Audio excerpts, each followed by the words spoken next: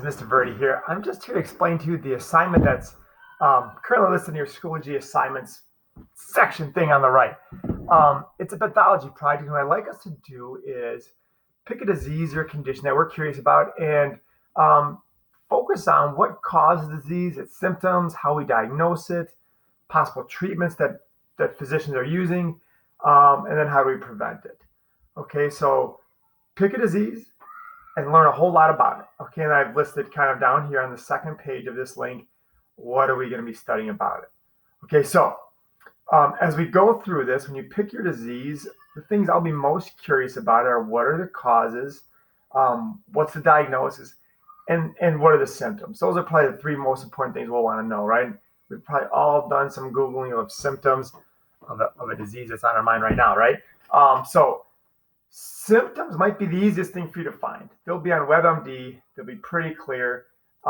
If you just list what's posted on WebMD, that might get you a C or a D in that category of the project.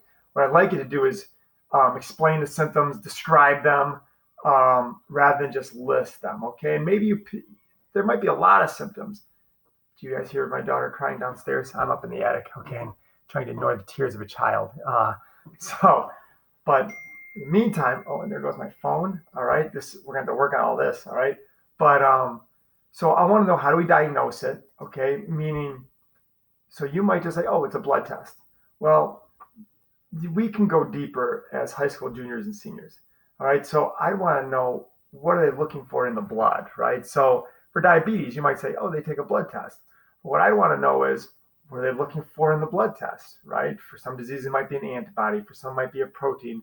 Others might be a certain level of a lipid. Okay, so I just listed an example here. For example, for diagnosing diabetes, typical blood sugar is 70 to 99, whereas a symptom of diabetes may be levels of 200 mg per dl, right? So 2 hours after a meal. So some type of detail like that is what I'm looking for diagnosis. As far as causes go, the causes should be maybe the coolest part of your research. Like, what if you're doing a heart attack, and it has to do with cardiac cell death? What causes those particular cardiac cells to die, right? Obviously we'll know they'll get pain in the shoulder, it's referred pain. But I'll want to know deeper mechanisms of the disease. What type of cells go bad? What type of tissue performs incorrectly or inadequately? Information like that. Okay, so as we scroll and we look here, there's a couple things in this document, right? Obviously, description of the project, a rubric for you, right? 6 categories. You can peruse through that when you get a chance.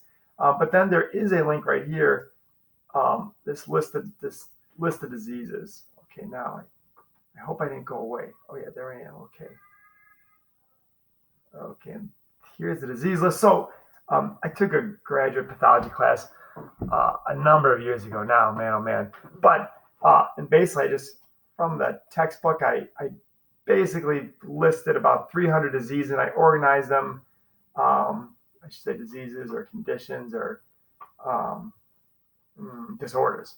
Okay, and there's right now it's really scrolling slow because I'm recording this, I think, but. So there's diseases from pediatric disorders, Mendelian and non-Mendelian inherited disorders, hemodynamic, so blood diseases, right?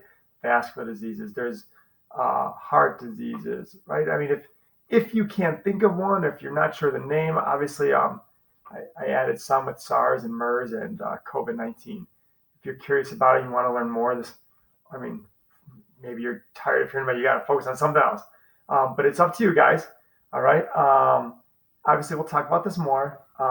Hey, it's good to make another video on screencastify and figuring this thing out. Okay, guys, I'll talk to you soon. Bye.